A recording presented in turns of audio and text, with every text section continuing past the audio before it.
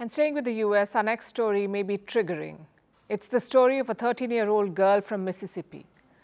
Last year, she was doing what kids do, playing right outside her home.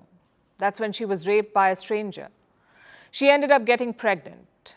She wanted, needed an abortion, but she couldn't get it. Do you know why? Because the law in America does not allow it. So now this 13-year-old child has given birth to a baby, and soon she will start 7th grade. It's a horrifying story. It should fill you with rage. America should be ashamed for what it's doing to this child and others like her. They've banned or heavily restricted abortion in more than 20 states. A decision came from the US Supreme Court last year. In one fell swoop, it struck down the federal rights to abortion. It denied 25 million American women the right over their bodies, including this child who has now been forced to become a mother at 13. Last year, a woman in Louisiana got pregnant. She was carrying a fetus with no skull, meaning her baby would die soon after birth. She sought an abortion. She was denied it. In Ohio, a woman was carrying triplets. She had a high risk of dangerous complications. She wanted an abortion, again denied.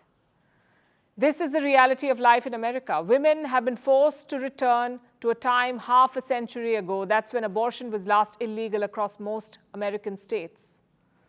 And what was the result? Women who could travel out of a state to seek an abortion did so. Others unwillingly carried pregnancies to term or tried to end them on their own. It was unregulated and dangerous. Women turned to coat hangers and chemicals. Even unskilled abortion providers. Back in the 1960s, more than 4,000 women in Chicago went through this. They suffered life-threatening effects of botched abortions. This is what America is turning back to. Hospitals are turning away patients, and these women don't really have a choice. Their reproductive rights have been taken away from them. So some resort to back alley abortions. Others turn to underground networks of abortion pills. This has been on the rise since last year. In what world is this okay? Yet America fails to see this. Republicans said that they would make allowances with exceptions, like in rape cases or when life is at risk, they will allow an abortion. But guess what? In the last 1 year, only 2 exceptions have been allowed. You don't need to be a doctor to know that the number should be much higher than this. Here's what experts say. There is no reliable estimate for patients who seek abortion due to assault or complications. We don't have data. But doctors know that the number is far higher than just 2. Birth defects kill at least 6,200 babies in America every year. Studies say most women who discover a deadly birth defect seek an abortion.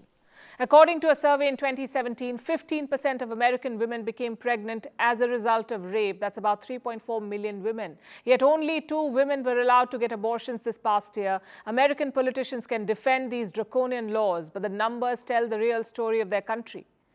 So do women's accounts. In Ohio, a cancer patient broke down. She was refused an abortion.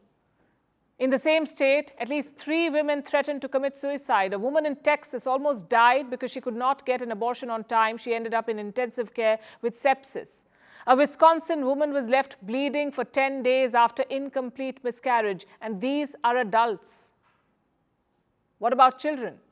In 2021, dozens of Ohio girls under 14 had abortions. Same for Kentucky. But now even children are being victimized. They're doomed to carry pregnancies to term.